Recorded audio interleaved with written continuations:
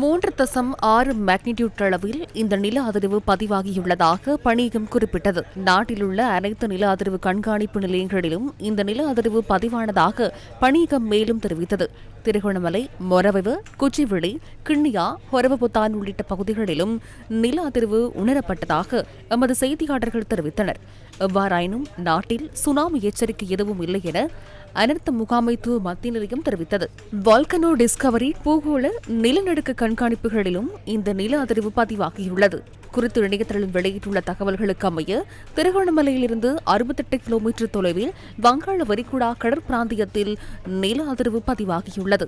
இலங்கை நேரப்படி பிற்பகல் 3:49ற்கு நில அதிர்வு பதிவாகியதுடன் அதனால் பாதிப்புகள் இல்லை எனவும் அதில் மேலும் குறிப்பிடப்பட்டுள்ளது.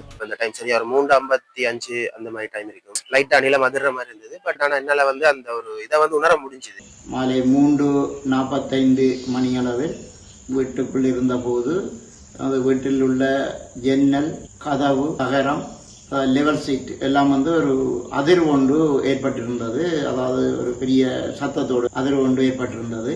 ஒரு 1.5 நிமிஷம் அளவுல அவ்வளவு ஒரு அதிர்வு ஒன்று இருந்தது.